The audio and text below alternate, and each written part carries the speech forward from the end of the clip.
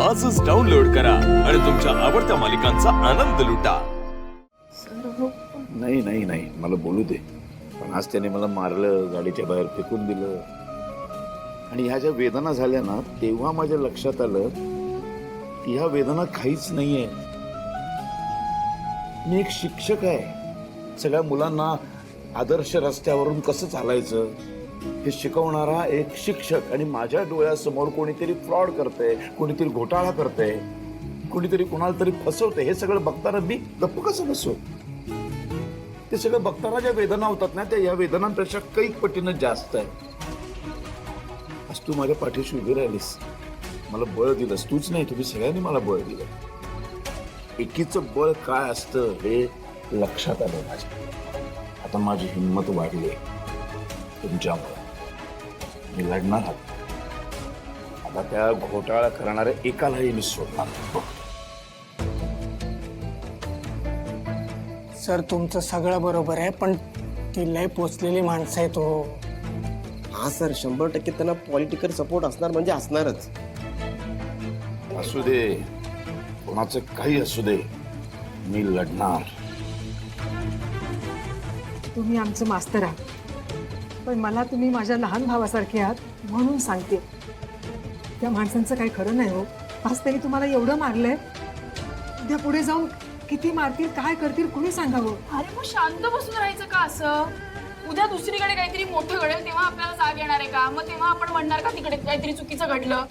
हा, याला काय अर्थ आहे? मी नाही शांत बसू शकत। आणि आता सर माझ्या बरोबर आहेत ना, तर मी काहीही करायला तयार। तुम्हाला मला सपोर्ट द्यायचा असेल तर द्या, नाहीतर राहू। शिवा, अगं आम्ही आहोतच तुझ्या बरोबर। माझं तर बाबा शिवाच्या पावलावर पाऊल ठरलंय माझं। ठरलं मग सर, तुम्ही काल कणा नावाची एवढी सुंदर कविता शिकवली, पण त्याचा काही उपयोग झाला नाही। ओळखलत का सर मला? पावसात आलं कोणी, कपडे होते कर्दमलेले, केसांवरती पाणी। काय छान ओळी आहेत बाई। ओळखलत का सर मला?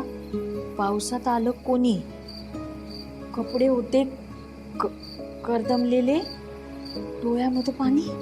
मावशी, डोळ्यामध्ये पाणी नाही, केसांवरती पाणी। कपडे होते कर्दमलेले, केसांवरती पाणी। क्षणभर हसला, नंतर बसला, बोलला वरती पाहून। गंगामाई पाहुणी आली, गेली घरट्यात राहून। माहेरवाशीण पोरी सारखी 4 भिंतीत नाचले, मोकळ्या हाती जाईल कशी? बायको मात्र वाचली। भिंत खचली, चूल विझली, होतं नव्हतं गेलं। प्रसाद म्हणून पापण्यांमध्ये पाणी थोडं ठेवलं। कारभारणीला घेऊन संगे सर आता लढतोय, चिखल गाळ काढतोय, पडकी भिंत बांधतोय। खिशाकडे हात जाताच हसत हसत उठला, पैसे नकोच सर, पैसे नकोच सर, जरा एकटेपणा वाटला।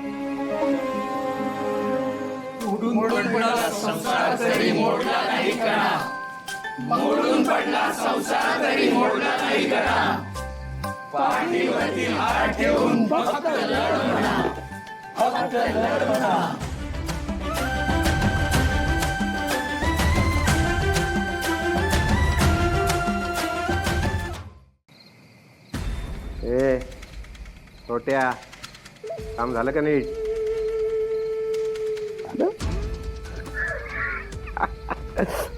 आपल्याला जो नडला ना, तो चिल्लर म्हणून पण शिल्लक नाही राहिला। हं? हे फोन।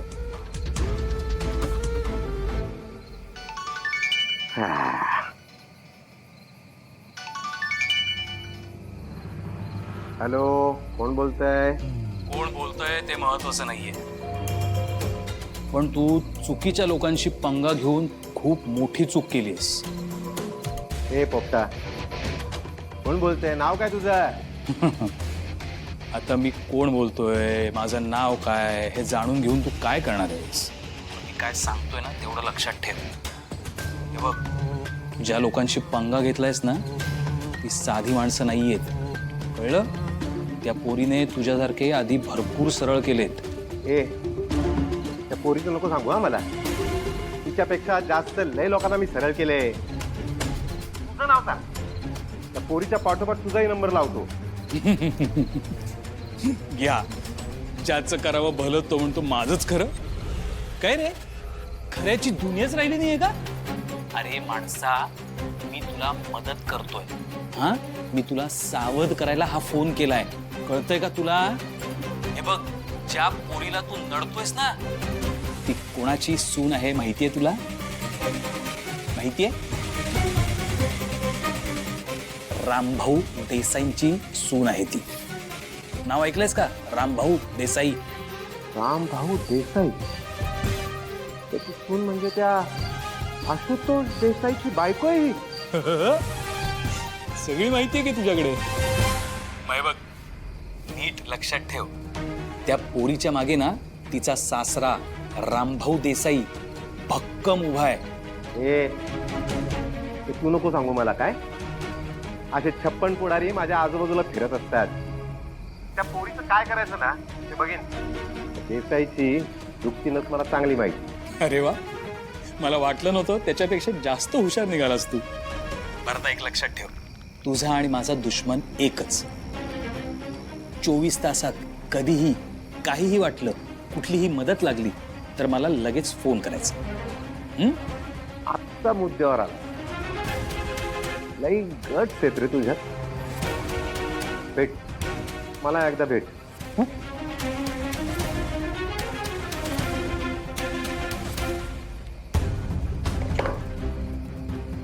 त्या सराचा हिशोब केला. आता ह्या शिवाचा आणि तिच्या सासऱ्याचा हिशोब करायची वेळ आली.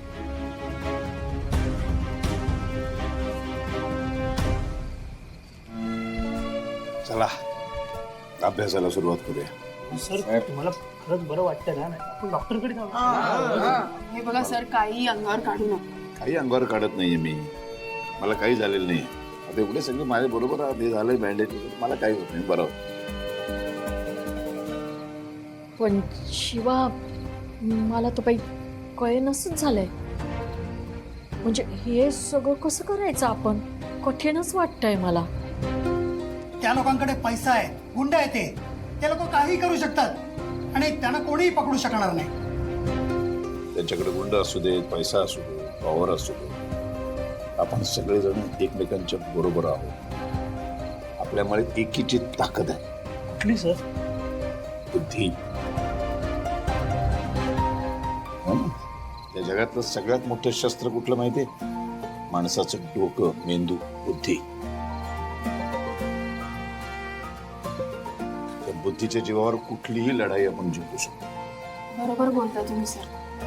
ते असं आपल्याला घाबरवून शांत नाही बसवू शकत. आपण आपल्या डोक्याने विचार केला ना तर ते काही करूच नाही शकणार आपल्याला. ते सगळं बरोबर आहे शिवा, पण हे सगळं नक्की करायचं कसं? हे बघा, मला वाटतंय आज काही करायला नको. सरांना पण आरामाची गरज आहे. बरोबर बोलते ताई. एकदम बरोबर सर. आज तुम्ही काहीही करू नका. घरी जाऊन शांत आराम करा. आपण उद्या गॅरेजवर भेटू आणि सगळं ठरवू. ठीक आहे, हरकत नाही. मग निघू आता. सर, आम्ही येतो तुम्हाला घरापर्यंत. हे नको, काही गरज नाही आहे. काही गरज नाही. मी जाईन. हो हो, नको काळजी. चला. आपण